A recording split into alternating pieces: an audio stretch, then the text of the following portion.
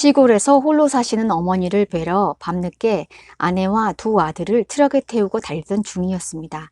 뒤에서 쾅 소리가 나서 옆을 보니 아내의 목이 뒤로 젖혀져 있었죠. 응급실에 달려가니 의사는 고개를 내저었다. 생존 가능성은 없네요. 준비하십시오. 하지만 다행히 아내는 며칠 만에 깨어났다. 다시 병원에 데려갔더니 의사가 말했다. 목뼈가 부러지면서 목에 신경이 끊어졌어요. 평생 목 아래는 전신 마비 상태로 살아야 합니다. 사고를 일으킨 만취 운전자는 보험에도 들지 않은 것으로 드러났다. 교통사고라서 의료보험도 적용되지 않았다. 치료비를 감당하지 못하자 처가가 나섰다. 하지만 석 달쯤 지나자 처가도 파산 지경에 이르렀다. 결국 그는 아내를 트럭에 싣고 다니며 호떡 장사를 시작했다. 하지만 환자를 싣고 다니는 호떡 장사가 잘 될 리 없었다. 10년쯤 지났을 때 우연히 환경미화원 모집 광고가 눈에 띄었다. 그는 바로 저거다 라고 생각했다. 체구가 작고 깡마른 그는 평소 역기와 팔굽혀펴기 등 운동을 틈틈이 했었다. 젊은이들을 제치고 1등으로 환경미화원이 됐다. 하지만 새벽부터 출근해야 하는 직업인지라 아내가 문제였다. 정부가 지원해주는 간병비의 도움을 받았지요. 하지만 그래도 힘들었어요. 성격이 깔끔했던 아내는 침대에 누워서도 시시콜콜 잔소리를 했다. 설거지를 해놓으면 좀 더 깨끗이 해라, 바닥 청소를 해놓으면 다시 해라 라는 식으로 간섭했다. 시집살이가 따로 없었죠. 너무 힘들고 지칠 땐 도망가고 싶다는 생각이 들기도 했어요. 간병에 효자 없다는 말도 있잖아요. 김동덕 씨는 지난 20년간 전신마비 아내의 손발 노릇을 해오고 있다. 그는 어디서 힘을 얻고 있을까? 그는 시골에서 자랐다. 4살 때 아버지를 여의고 홀어머니 밑에서 자랐다. 어머니는 자식을 먹여 살리기 위해 온종일 일하러 다녔다. 산속 초가집에서 어린아이가 얼마나 심심했겠습니까? 그래서 저는 산토끼나 다람쥐 같은 동물들을 친구 삼아 놀곤 했죠. 그러다 보니 동물을 좋아하게 됐어요. 어떤 동물을 키울까 고민하다가 당나귀를 선택했다. 가격도 싸고 키우기도 쉬웠기 때문이다. 새끼 당나귀 2마리를 분양받았다. 처음엔 말을 잘 안 들어 애를 먹었다. 하지만 자주 쓰다듬어주고 사랑을 베풀자 사람처럼 따르기 시작했다. 아내 병수발에 몸과 마음이 지칠 때면 당나귀들을 찾아가 하소연한다.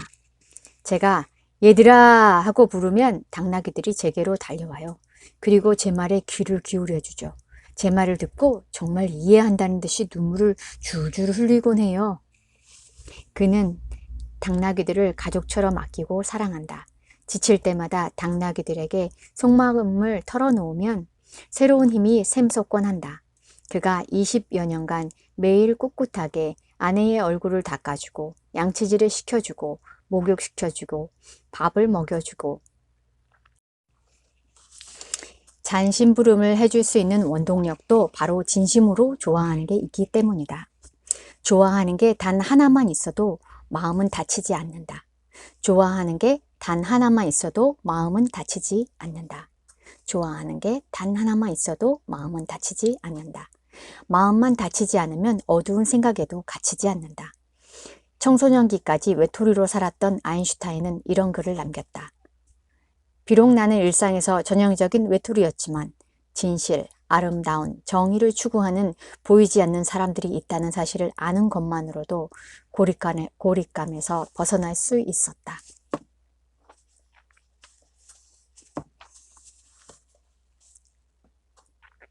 몇 년 전 시골에 내려가서였다. 아침 일찍 일어나 빈방에 들어갔다. 눈을 감고 워칭을 시작했다. 마음속에 어떤 생각이 떠다니는지 가만히 들여다보았다. 생각이 떠오르면 바라보고 또 바라보고 생각은 바라보면 사라졌다. 다음 생각은 어디서 떠오를까? 텅 빈 공간을 가만히 지켜보았다. 마치 숲속의 올빼미가 어둠 속에서 먹잇감이 떠오르길 지켜보듯. 얼마나 지났을까? 갑자기 양손과 팔이 마치 전류에 감전된 것처럼 부르르 경련을 일으켰다. 순식간에 너무나도 황홀한 무한한 공간이 활짝 펼쳐졌다. 아름다운 투명한 빛이 가득한 바다였다. 너무나도 순수하고 명징한 의식만 남았다. 아, 드디어 고향을 찾았구나. 공허하던 마음이 난생 처음 가득 차 오르는 걸 느꼈다. 내가 그토록 하늘을 그리워하며 살았던 것도 바로 이 때문이었을까. 나는 과거 마음이 머릿속에 들어있다고 생각했다. 그런데 머릿속은 들여다보는 순간 텅 빈 공간으로 변한다는 사실을 깨달았다. 아하, 그래서 사람들은 생각이 떠오른다고 말하는구나. 떠오른다. 마음의 공간에 울타리가 있을까? 다음 생각은 어디서 떠오를까? 하고 이 구석 저 구석 가만히 살펴보면 아무 울타리도 없다는 사실을 알게 된다. 생각이 사라지면 그냥 무한한 공간이다. 마음속 들여다보기. 내 마음속엔 지금 어떤 생각이 떠있지? 하고 가만히 들여다본다. 들여다보면 사라진다.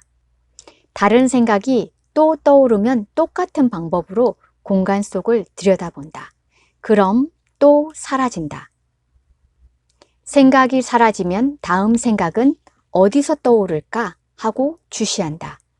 텅 빈 공간이 지속된다. 육안으로는 마음속을 들여다볼 수 없다. 그래서 마음의 눈으로 들여다봐야 한다. 들여다보는 순간 저절로 공간 속을 들여다보게 되고 생각도 역시 저절로 사라진다. 생각은 들여다보면 꺼지는 거품이기 때문이다. 눈을 감고 와칭하려면 상당한 연습이 필요할 수도 있다. 눈을 감고 있으면 졸음도 쏟아지고 잡념까지 끼어들기 때문이다. 와칭과 졸음, 잡념이 서로 숨바꼭질을 한다. 하지만 연습을 하면 할수록 마음의 공간은 점점 더 커지고 맑아진다. 그러면서 쉬워진다.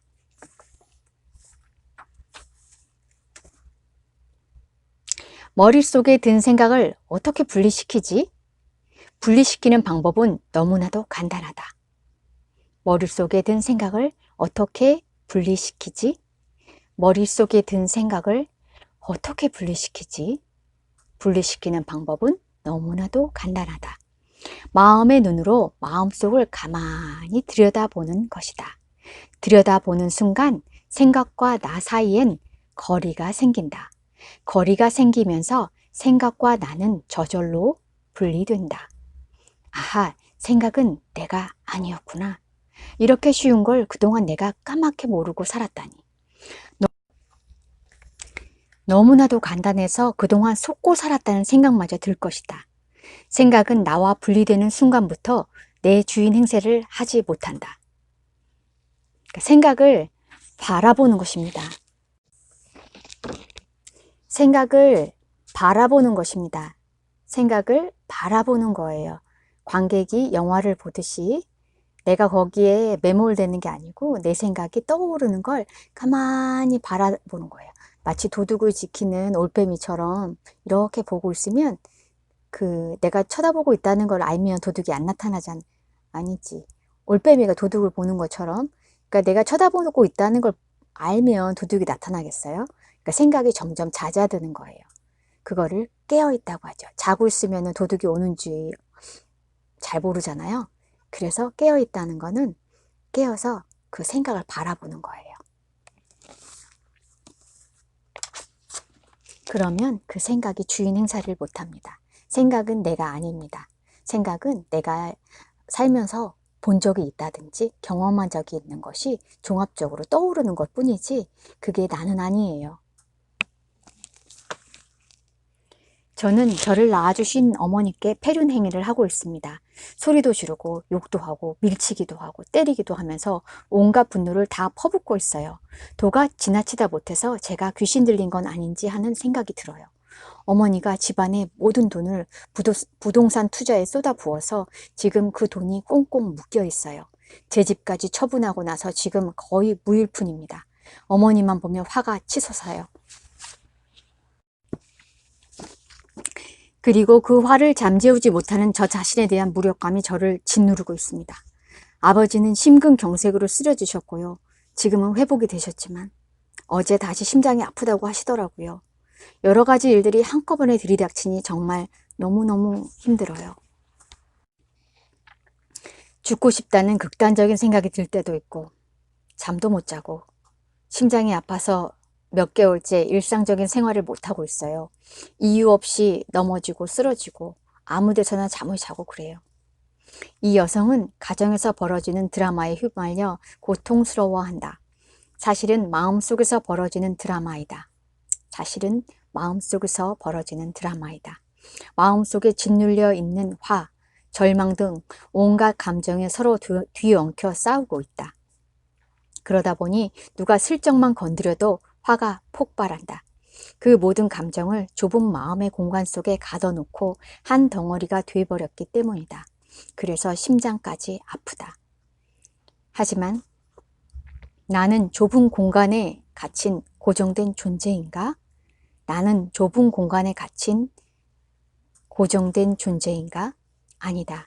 빛으로 된 나는 몸 안팎을 자유로이 드나들 수 있는 무한한 존재이다. 몸 안에서도 몸 밖에서도 가까이서도 멀리서도 몸속을 자유로이 들여다볼 수 있다. 들여다보는 순간 몸속은 텅 빈 공간이 된다. 공간에 떠있는 화를 주시해 본다. 화는 어디서, 어떻게, 어떤 강도로 타오르고 있는가? 통증은 심장의 어느 위치에서 어떻게, 어떤 강도로 요동치는가? 이렇게 객관적으로 들여다보노라면 화와 통증은 저절로 나와 분리된다. 아, 화와 통증은 나가 아니었구나. 화와 통증이 온몸의 혈관을 타고 자유로이 퍼져나가도록 내버려 둔다. 그 흐름을 있는 그대로 관찰해 본다. 모든 감정은 텅 빈 공간에 떠올랐다 사라지는 에너지의 흐름이다. 내가 그 흐름을 가로막으면 나와 한 덩어리로 뒤엉키고 가로막지 않으면 나와 분리돼 스스로 사라진다.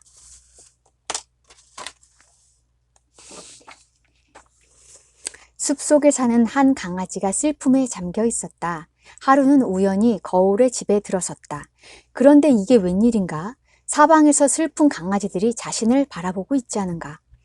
세상은 오로지 슬픔으로 가득한 곳이로구나. 강아지는 아까보다 더욱 슬픈 얼굴로 어깨를 축 늘어뜨린 채 거울의 집을 나섰다. 숲속에 사는 두 번째 강아지는 세상에 대한 분노와 좌절로 가득 차 있었다. 하루는 우연히 거울의 집에 들어섰다. 그런데 이게 웬일인가? 사방에서 분노와 좌절로 가득한 강아지들이 자신을 노려보고 있지 않은가? 왜 나를 째려보고 있는 거야? 강아지는 화가 치솟아 거울 속의 강아지들을 쏘아보았다. 그러자